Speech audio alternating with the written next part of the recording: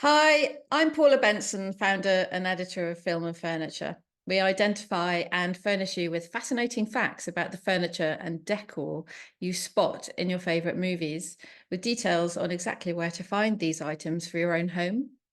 In our world, the furniture is the star, and our features and videos with film production designers and set decorators are infinitely inspiring for your own home decor projects. And it's all served up with a large helping of design knowledge and provenance, including details about the design, why these items were chosen for the film set, and how these objects often tell us more about the characters than the script. We go deep and we go nerdy to reveal the hidden narrative. I'm thrilled today to be talking with Suzie and Charlotte, the production designer and set decorator of Saltburn. Join me now as we dive deep into Saltburn. So thrilled to talk to you about Saltburn because I think there are so many hidden secrets in there that tell us so much about this family. A lot of people talk about a house or being a character in a film, but it really is in this film, you know, in the kind of place you just want to linger, isn't it? Oh, yeah. We want people to feel like they wanted to visit, they wanted to go to a party there, they wanted to eat there, they wanted to get drunk there, all of those sort of things. It part of the whole thing of Oliver's desire and obsession is we wanted almost the audience to feel that too, of what are we desiring, what is aesthetic, what is it we want that we can't have. Yeah. And even though obviously all the weird and wonderful things that go on there, you know, some pretty horrific and some scenes that linger in the mind. But the house is incredible. And, you know, we hear that you wanted to film, Emerald wanted to film in somewhere that hadn't been seen on film before. And I just think that's such a brilliant call because it makes such a difference to the film. So how did you find it? Yeah, by hook and by crook, by movie magic. It's like I thought we'd be recceing for weeks and months trying to find that location. And word was put out. I mean, we've all filmed in so many of the National Trust and English Heritage properties in and around London, because usually you're restricted a little bit by a unit base, that I knew I hadn't filmed in it and I didn't know it. And none of us wanted to go back to the usual suspects. And we wanted this to feel different. So we had a great location team and everyone started to put the feelers out basically. And we had a couple of bites and we went to see this house quite early on in the recce, process, like in the first week of the recce's. And I definitely had an Oliver moment driving up with Emerald to look at it for the first time. And we just knew all bets were off. There's not a chance we were going to compete with this place. It was and is extraordinary. And not only was it extraordinary architecture and art to have, it's owned by a private family who lived there for 1,000 years almost. Yeah. They've got a history and a wealth of tradition and ancestry there that was extraordinary. But even better than that, the modern family that live there now were really up for us joining in and going there and let me have. I mean, Charlotte had more freedom to do work in that house, to paint walls, to take tapestries down, to move furniture, to take up carpets, wallpaper rooms. I mean, not a chance. Yeah, we wouldn't be allowed to do that in many places, but they trusted us and we trusted them, and yeah, off we went. It was important, wasn't it, for filming, that you wanted to do everything in the location and not use any sound stages? Yeah, so the part of the way some filmmakers like to film is everything is a composite set.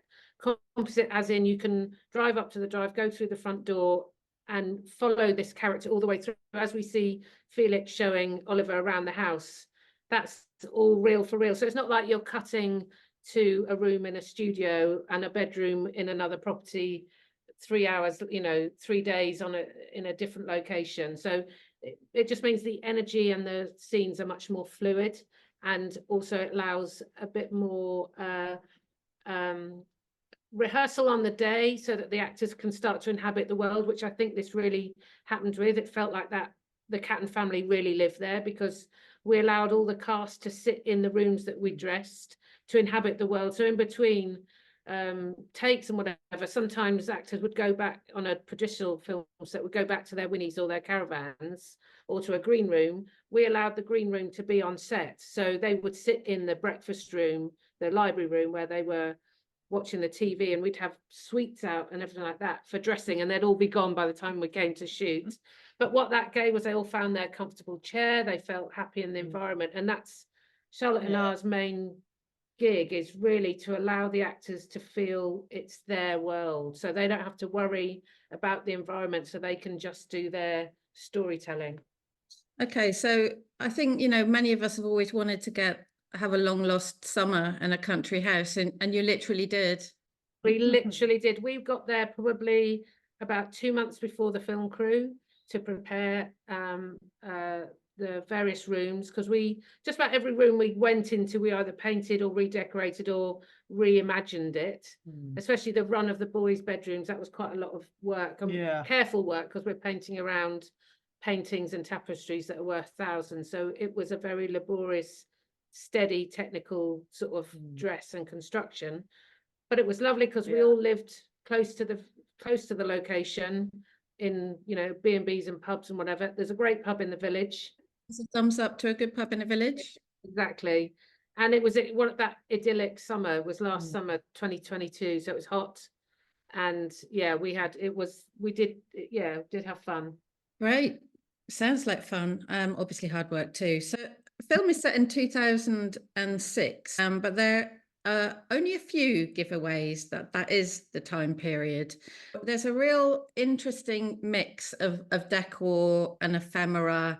And I guess that's how a lot of people might live in these country houses, things that have been collected over time. But there's one piece, and I wondered if you could help me with others that really identify it as 2006. For me, it was the TV. Yeah, it's all the tech is the basic thing. The tech always is the giveaway. It's like what books they were in. Harry Potter was just out. That's why they're all reading the same Harry Potter. It's no one's on their phones. Like, we're all on our phones. So it was sort of like layering backwards a little bit. But also, in any year, when a year is set in 2006, it's actually, you've got 50 years behind that, because even in my house, I've got things from 20 years ago. I haven't changed the sofas. So there's a layering. And with our family, we wanted to make out that Elspeth had maybe done up the TV room. You know, that was her input that she maybe did 15, 20 years ago, and was influenced by, you know, Decor or Homes in Interiors, you know, and had the sort of like whoever would have been the top interior designer come and help her with her slight bohemian touch, you know. And I think we had that original house with its extraordinary antiques, and then we wanted to add a little bit of sort of Mayfair glitz to it, like the Aspinall family. And so just to dial it up, give it that emerald fennel look, and then a bit of the Notting Hill boho with a backstory with her, and then just kind of just sprinkle over the top that kind of emerald's world. So we did, you know, it's tuned. Tuned is a good one.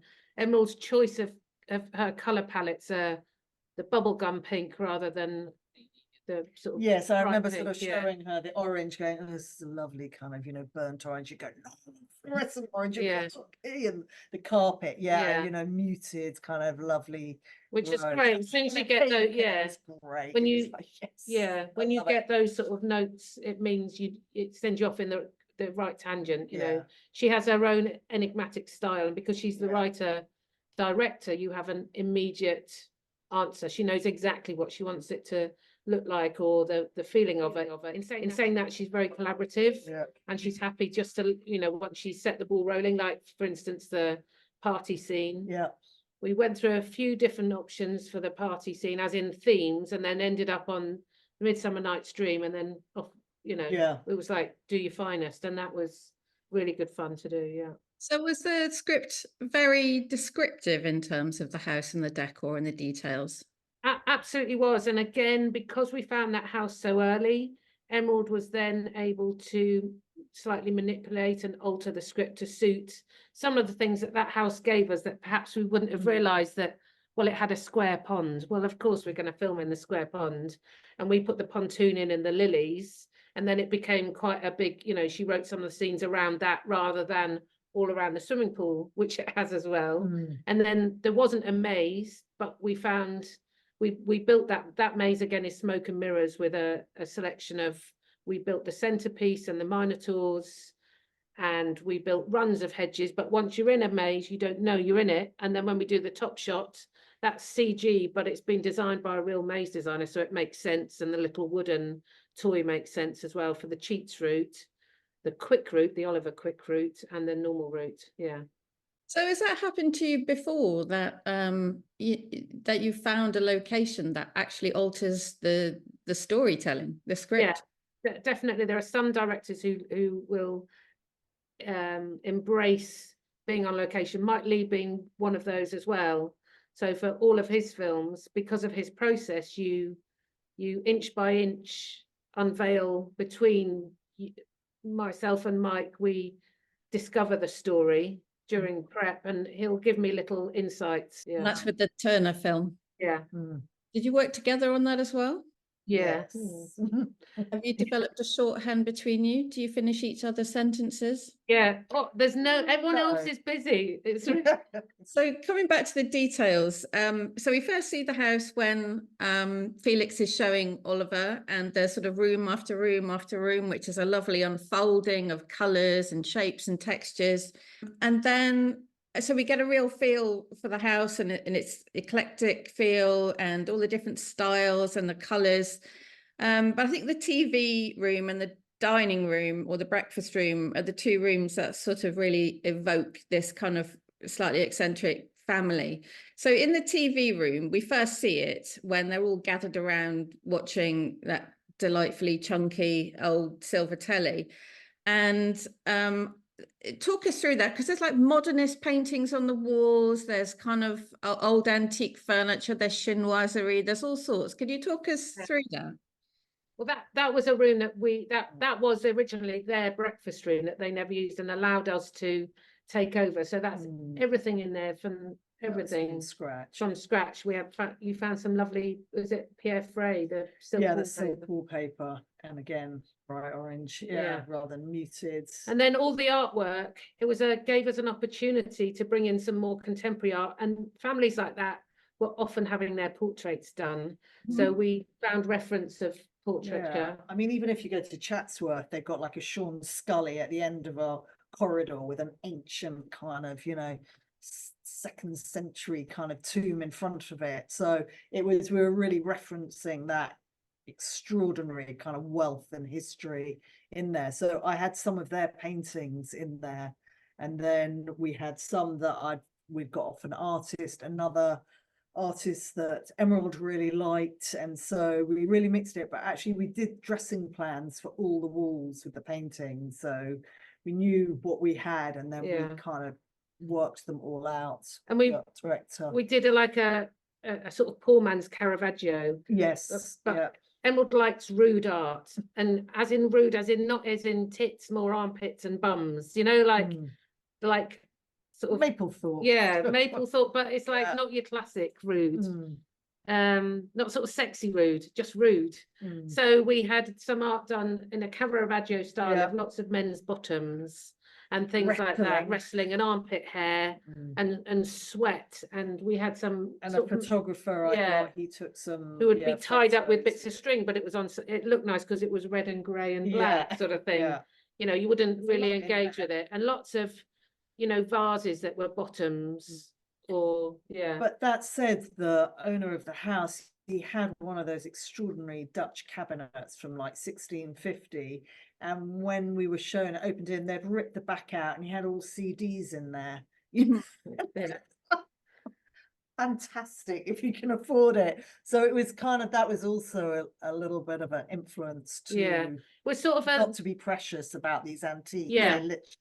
Them around. Not to be precious, and sort of a lack of respect of that we thought the Cattons would have for some of the art and some of the environments. We wanted to feel like someone had put cigarette, a cigarette out, on an oil, dogweed. and the Yeah. dog had weed on the floor, and Yeah. there were cigarette burns everywhere, and crumbs everywhere, and there were probably mice in that room, But it's like David Hicks kind of, he did those extraordinary, he went into those houses and did like black gloss ceilings and Yeah. 4-poster beds that he enameled. And so, it's along those lines. Yeah. And Cheesy, what sits in front of the telly amongst it all, I noticed. And roses, old roses. and Haribos everywhere. Haribos, Yeah. So it's that kind of posh, vague kind of trash food. Yeah. Almost vulgar, almost trashy. Yeah. And rich enough to not care. Yeah. Because you could always get another if it breaks. Yeah. So I love that mix in the TV room. There's that zebra covered chair. There's the sort of antique deep red sofa with fringes. Modernist silver sculpture on the wall. Did I spot? Nice. Yeah. I was obsessed with getting like a George Smith sofa, but they're like £9,000. So I like scoured and I had a little backup, but finally the last auction I got one, obviously a fraction of the price, and then we upholstered it and then got some massive fringing on it. The dining room, I understand, was another room altogether in the real house. Yeah. Dining room is like, that scene is my favorite scene, and again that's just immense writing from Emerald. She's such a visionary director to have the boldness to do half that scene in the red light that's cast by the curtains. And again, there weren't any curtains in that room, and we were at one stage going to paint that room, but it had just amazing plaster work, and we're like, oh, that's probably a step too far. So we bought there was an earlier scene that had more about the eggs in it, so the eggs became our little sort of go-to motif in that room. So that's why there's sort of like an orangey red carpet. We found some seat covers of this gorgeous, I don't know, where was that material from? Of sort of like yellow and red, the little sort of red bit you get in eggs, the sort of horrid bit in an egg. We wanted to see that bit, so that sort of orangey yellow color was sort of reflected in the curtains. But then Charlotte had noticed the beautiful plasterwork on the ceiling, and we managed to copy a bit of that and then superimpose it on the curtains with a bit of fringing. The ivy, there's some ivy going up. up. Ivy, yeah. It's twined into the ceiling and the mantelpiece. And then we didn't put any backing. I think that's shot silk with no backing, so that we can have that lighting effect that Emerald wanted. Yeah. So the ivy, because a lot of our audiences obsess about these details, I was thinking, was that choice of this sort of ivy crawling up a kind of hidden narrative there, or is it literally simply decorative? I think it's a bit of both, because there's lots of mazes that I think, and labyrinths within the film. Like we had a lot of geometric shapes, like on the bathroom floor there's a geometric pattern of the tiles. There's a maze, again, Pierre Frey maze, 1960s wallpaper in Oliver's room. So there's lots of layers, and also the Minotaurs we built the Minotaurs knowing how physical Barry was in his presence playing Oliver. So there are a family of Minotaurs. You've got Big Willie for obvious reasons, then Tom, Dick, Harry and the other one, who are all on the north, south, east and west of the centre of the maze. And I think you catch two of them, but we didn't see all of them, unfortunately, in the final edit. I'm going to have to write to Emerald and tell her to do another version, because each of those Minotaurs are in a shape that sort of preempts Barry's behaviour or shows his sort of voyeurism looking down. Like there are some scenes when he absolutely, he's got his hands underneath his knees when he's telling Felix about his dad. He's leaning over a staircase, another one. So we sort of picked out some of those poses, and ultimately the hunted becomes the hunter. How that flips over, all in the labyrinth. It suddenly goes. I love prey and victim. I love that moment when it changes and you're just like, oh my god. Yeah, and also it's like the story, you don't know which way you're going, so it's the labyrinth. I think It's interesting because you'll see some people thinking they know where the story's going, and then you turn a corner, it goes a different way, and turn a corner. One more thing, there is a hidden little Easter egg in that scene. The first time we're in the bath, in the dining room, the first breakfast scene in the doppelganger scene, and a lot of people have missed it. Did you see it? Not sure if I did. Don't think I did. So there's a real treat in that scene. I won't tell you because it's worth seeing, because it'll make you get goosebumps on your arms, like Elspeth. There's a moment in that scene where there's something visual. When you spot it, you'll spot it. Okay, well, need to see it again. So yeah, no, coming back to the dining room, I did say we wanted the details. So the setting of that dining table, I did see a close up in some of your own images where we're seeing oysters and prawns on a bed of ice and silver platters, and then next to it a jar of Marmite. Yeah. Setting a table like that. We had the most extraordinary advisors. I mean, I don't know how to describe. The butler and the housekeeper of the real family that lived there sort of became honorary art department They members. were literally, Jason, they were fantastic. Yeah. And so they would come up with these absolute corkers. So I asked them, can you show me how you would lay a table? Because, you know, it's cloth Edwardian, and they laid it completely differently to how I, you know, how we thought I would have laid a normal table.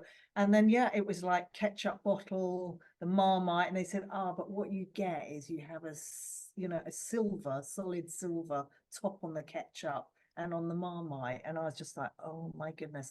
And then the wine, you know, we all brought up, decanted. Oh no, you put the actual bottle on the table, of Rothschild, whatever, goes on the table so that everybody knows what you're drinking. And you know, I was just like, whoa, because it looks kind of, you're like, looks wrong, bottle on the table. Surely that should be in a decanter. And they were like, And it's like all the candles there weren't just the ivory white candles, we had colourful candles. Yeah, all the coloured which candles. Just made that scene completely tea lights. Yeah, it was brilliant. Yeah. And funnily enough, that's not the same dining room. That's another dining room. The breakfast room, the dining room, they're different.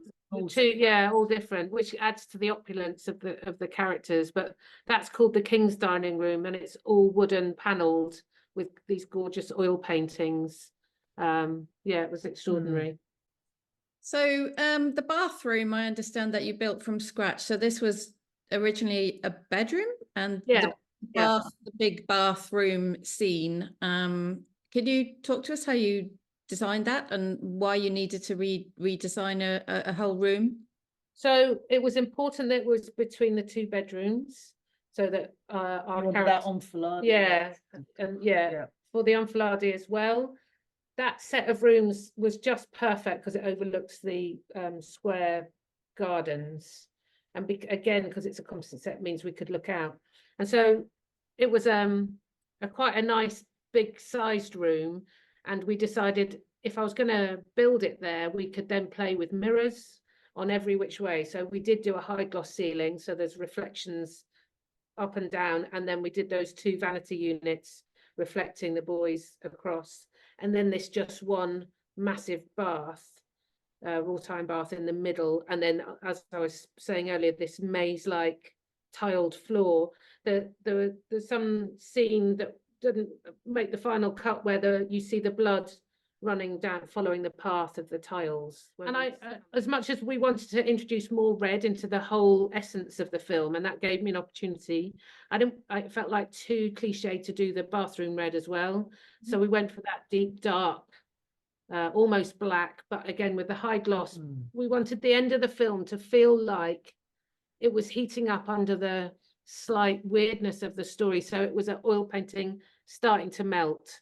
So everything starts just to go a bit unhinged, and it just starts to lose its and distort a little bit. So hence, again, we found this lovely marbled wallpaper that then we had the genius Linus Sandgren, our DOP, was able to light in such a way that there's a scene when Barry's leaning on the vanity unit and you can see all the muscles in his back, and they're sort of like, the whole room looks like it's moving with his muscles. Really feels like and how he shot those rooms was extraordinary. And it's just great again, to get that gift of being able to paint that whole run and change. Like we built a corridor next door to that with some coloured glass again, so we could play with the colour green and the colour red. So as Barry sort of gets Oliver gets closer to the bathroom, he can go through those layers of colours. Yeah.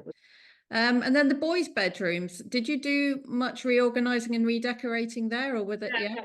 Another with that's they're all painted. Those 4 rooms, I think, goes bedroom, Felix's bedroom, bathroom, corridor / dressing room, and then Oliver's bedroom. All of those are a complete revamp, taking everything out and bringing everything in, painting. That's where we had we put high gloss on the woodwork in that deep red. This is when we had to paint very carefully around the tapestries that were in some of the panels. And then we bought that 4-poster and sent it to a car yard to be sprayed in that turquoise blue. We took out, there was a whole fitted cabinet in there. So Suzie took that out, spray, painted all the woodwork, and then we made a tapestry to go in there so that we could pin all our and stick things on the walls as a sort of 19, 20-year-old again to show the irreverence of it. But I remember the location manager storming into the art department saying, who thought it was a good idea to pin into the priceless tapestries? And I was like, Harriet, they're ours. And she was like, oh God, yes. So we fooled even the location manager. So shows you were doing a good job. Oh my God, and you were on the wrong side. And then so you've talked about colour quite a lot, the red accent. So that obviously echoes the story and looks amazing on screen. And how did you incorporate colour into the whole film? Are there shifts in temperature, in kinds of colour throughout the film that you wanted to bring through? Yeah, absolutely. And it, part of obviously filmmaking so collaborative is that I needed to make sure there was always an opportunity for the red to be more powerful or less powerful according to the scenes we were shooting. We shoot out of order in different locations, so it can be a little bit of a headache. But again, working with Linus was amazing. So he's able to dial things up or turn things down, and not only in the grade and the edit at the end, but whilst we're filming too. But the other thing that we did was create Elspeth's bedroom, which is the one scene where we didn't do at Saltburn itself. We did in a random location in Watford or somewhere. So we built Elspeth's bedroom, and that's when we went red on red on red. Just we wanted it to feel like he was about to rip the life out of the heart of the family, the mother. So it was womb-like, it was heart-like. We wanted it to feel airless, so it isn't glossed. I don't think we glossed anything. So it's got a very stale feel. So he's smoking his cigarette in there, wall to wall carpet. He's smoking a fag, and then when he pulls out the oxygen tube, you can just imagine there's no life left in that room. It said sort of dry, dead heart is what we wanted it to feel like. And then the party scene. So you must have had fun with that. I mean, that one classic image that's been used to promote the film of Oliver on the balcony overlooking the aftermath. Everything looks so haphazardly, but obviously very carefully placed. And there's a whole mishmash of things going on there. Talk us about how you created that scene. Well, funny enough, that scene we did the wrong way round. So the after party we did before the first party, but luckily our art department is well versed in partying, so it was method partying for us. But it's things like what we really enjoy is sort of planning and making those dressing those scenes. So I think we had 3 days to dress the party, and it's about just having a very clear plan. So we had a team that did all the lighting, a team that did all the fire, a team that did all the bar and the drinks. We're hidden around corners are all the tables set up for the standby teams to be giving all the extras, all their extra, drinks and things like that. So from my point of view, it was we knew the area we were going to film in and to give as much practical light to Linus as possible. So we had the big water lilies that lit up. We had we had the big we had a 2-meter glitter ball, didn't we, in the dance rooms.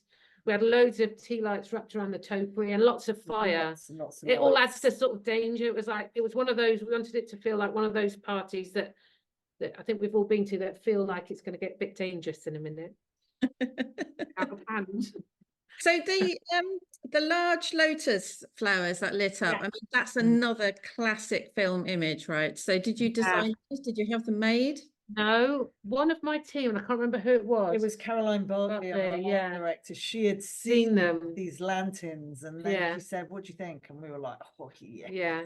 And then we spoke to Joe, who runs the company, and then We hired them we basically. hired them. Yeah. Yeah, Those are the she made stars. some. I mean, they had to remake. You know, the framework was there, and they remade them all up. And then we put the scuba diving guys in Mm. the pond to position them and all of that. And the other fantastic thing we need to talk about is the slash curtain lady. Oh, the slash drape. Oh, yeah. yeah. I love those. So Yeah. we had these capes made for all the statues as well, so that when the wind caught them, they had these beautiful kind of slash drape capes. And then we'd made these like Cecil Beaton like tiaras out of tin foil with little stars on them. And that was more, again, like For the after party, yeah. yeah, the after party, imagining the wind just catching this and it just kind of tethering across the kind of littered lawn. Yeah, and we hang all the scene when Oliver gets his birthday cake in the red staircase. Yeah. Isn't actually red in there, and that was the one place they wouldn't allow me to paint because we wanted to make it really red as we sort of push in through the curtains. We find this sort of red aspect, so we've found this great company that design It's a woman, these sort of amazing slash drapes, but with she every kind of weaves them. So at the beginning of the party they look really formal, so we had them, they pinned around the staircase really beautifully, so that enabled Linus to punch a load more red in so that you believe the whole thing is twinkling red. And then the after party, big red glitter ball just kind of stuck on the stairs. Am I right in thinking that staircase scene was written in because of the staircase in the house? so there's two amazing staircases in that house that, again, I know Emerald's a great writer, but you wouldn't have said, oh, in the walnut spiral staircase I will have this scene. But when we walked in, they were like, this is amazing. I think there's only one other one in the world. Cantilevered, yeah. So she wrote a scene there for when we hear about Farley's misbehaviour. And then, yes, for the birthday scene, she wanted all the limbs hanging over the banisters. And then the sort of Victoriana pattern players, the stage. The Prero box, yeah. So again, I can't remember if that, I think they had one there, but I can't remember if she'd written something before. I think she had written something along the lines before, but in the real house they had a weird little three-dimensional maquette of the house. So we just sort of developed that and made our own, and we got a great model maker who made the little characters do the mad dance. Amazing. And then built that around the hog roast as a and then exactly, because not only we're filming on Academy ratio, whatever that is, 1:33 or 4:3, so we made sure that everything we built was more portrait than landscape, so that the framing would suit. And then it became opportune to make a Catton Players proscenium march, because we're thinking this family have been renowned for their party giving all through the centuries, and in the Victorian era and equivalent of when the Cattons would have lived there in the Victorian time, they would have asked their mates around and had a raucous party and put on a little show. So we're thinking the staff would have to pull everything out for the party, not another one. And this comes out every year and something happens, it's like a little Pollock theatre. So for ours it was the pig, but maybe the weekends before it would have been something else, so they put on little shows. And then we put the glass eyes in the pig, and then Emerald was like, well, I think she asked for the glass eyes, and the eyelashes. Then what, sorry? False eyelashes on the pig. Oh, I see. And luckily the lady that bought the pig was an optician during the week, so she was able to manipulate the eye. I'll do it. I thought I can't ask the dressing guys to Yeah, do the it. vegan dressing Yeah, guys. if I don't want to do Yeah. it, I've got to do it. Well, all the details all went noticed over here. So if you each had to take home something from the set to have in your own home, what would it be, Charlotte? I'll probably take Vance and Jason home, the two butlers. Nice. Good shout. It has to be a piece of decor or furniture. I'm sorry about that. Maybe the Marmite with the silver top then. Yeah, sounds quite practical, actually. Yeah, nice. I'd take one of the Minotaurs, Big Willie home. Perfect. Well, on that note, thank you so much for sharing all that. Seriously, just to say, amazing work, honestly. The atmosphere is amazing.